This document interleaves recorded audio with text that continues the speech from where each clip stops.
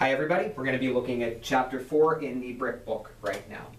So this is going to look at some of the additional organizational mechanisms that were used in the study. As I said in the previous video, I don't necessarily think this is as relevant as the previous chapter. We're going to look at this. You can look at teacher background and human resources. I'm fascinated by it, but if these indicators don't matter to you, this chapter isn't going to mean as much as the third chapter does. So Bryk says we have to actually look at what the teacher's experiences were and the background that they come from. I can't say this enough. You want a teacher to be successful in an urban school, they better student teach in an urban school. If they come from an urban school, they're more likely to be more successful.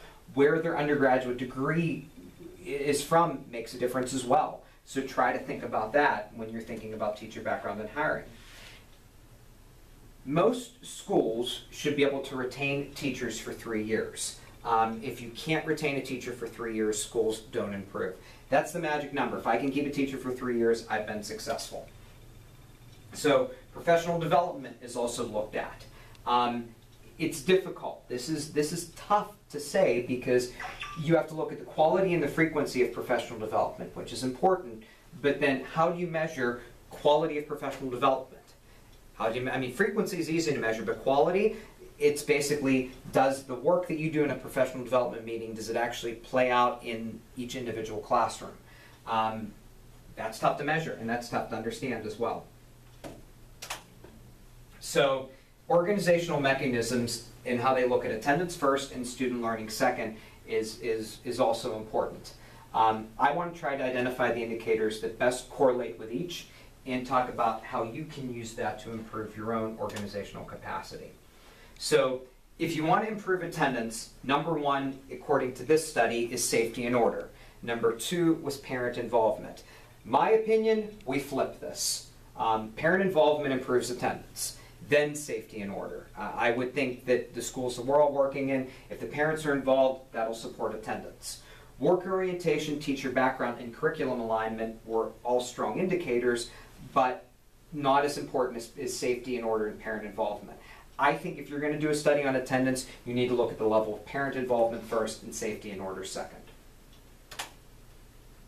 So what else can help with attendance? Good instructional guidance, meaning that if the curriculum actually is well paced and it's fair and it's balanced and the kids get what they're learning and it's on level with them, that's going to actually improve attendance too, because the kids don't feel overwhelmed and aren't scared to come to school. If the school relies on drill and kill and worksheets and drills, that's an issue that can cause a problem as well. So when students actually care about what they're learning, they're more motivated to attend. If they're exposed to new problems and ideas, they're more likely to attend because it's stuff that's actually pertinent to them, and it can help them have an active role in their learning as well. So teachers feel more pressure with instruction that's basically prescribed. Didactic instruction bothers teachers, yet it's what the federal government says we need to move for. We need to move towards direct instruction. But they believe that student attendance correlates with engaging instruction. I agree 100%. I think everybody in this room would probably agree with me on that as well.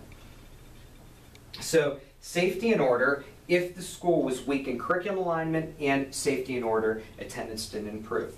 Once again though, this is why you have to know the context of this study. Safety and order, slightly different. We looked at it, we're looking at it from a different approach. Basic skills instruction helps you, is you're more likely to stagnate than improve despite other indicators. If teachers slow down instruction and they reteach, students quit caring. So what can you do? I believe in the concept of the flipped classroom. It's also why I'm recording videos for here. I can keep going, I can keep talking, I can keep lecturing, and that's going to help as well. So Bryk found that safety in professional development in relation to attendance stagnated, meaning once you've peaked on safety, you've peaked on professional development, it doesn't influence attendance anymore.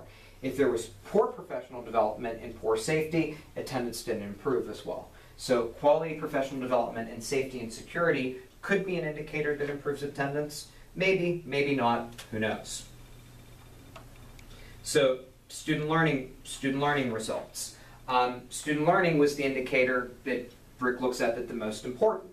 You should duplicate any student learning results that are good in your schools if there's a possible correlation with the population that you're working with. If the stakeholders were involved with the community and the learning actually tied into community-based experiences, then we had significant student gains and improved attendance. Parent involvement led to 10 times the gains in math and 4 times the gains in reading. Big, big, big idea here. You want your schools to improve at the elementary level, get the parents involved in math, not as much in reading. Reading's everywhere. Reading's all around us. Parents that are more involved in math will help improve your math scores. And coming from the background I come from, business and mathematics, I can't say that enough. Curriculum alignment also leads to improved rates in reading and math as well. You should have district curriculum alignment as much as you can. So, high quality professional development in supportive communities really helps in terms of academic productivity. Teachers need to effectively use professional development and relate it to the organization itself. Professional development can't be something that really impacts, the federal government-based professional development. That's not going to work. Centralized professional development that works on the capacity of the students they're working on, where everybody feels like they have an input, is the best way to do it, especially related to reading improvement as well. So, it's more difficult to measure core instructional tasks in literacy. You can alter curriculum and individualized instruction more in literacy than you can in math. So this was also another finding with Bryk. If you had capacity in terms of paraprofessionals or lead teachers, you could alter more in literacy than you ever could in math, because you can't really differentiate as much in math. So contingency theory would tell you that community involvement would improve literacy more than math. But this wasn't the finding. Community involvement improved math more than it did literacy. So if there was a strong curriculum alignment in good professional learning communities where teachers liked working together, this improved student learning. It was a big indicator for reading improvement as well. How do I think this relates to you in your schools? Well, what I would do, I would try to tie reading activities into things in the community. If they're community authored books, community history, have students read that in class. It's phenomenal, and it's a good way you can really tie in community learning and in community involvement as well. Teacher quality is impossible to measure unless you have a specific indicator that you're looking at. They used experiences outside of Chicago and educational institutions that were in Chicago. Teachers that came from poor educational institutions had weak professional community and weak experience in schools. I question that because what I think is a good school, somebody else might not question as a good school, and I'm talking higher ed institutions. I would say it's really in the hands of what the program that the person completed was more than anything else. So I don't want to say that I agree with this finding, but it's certainly one you can look at. So if there was poor curriculum alignment and a limited focus on instruction, there was no student improvement. That's a no-brainer. If there was weak academic support and weak social relations with parents, there was going to be no improvement in schools too. But I want you to think about that in terms of contingency.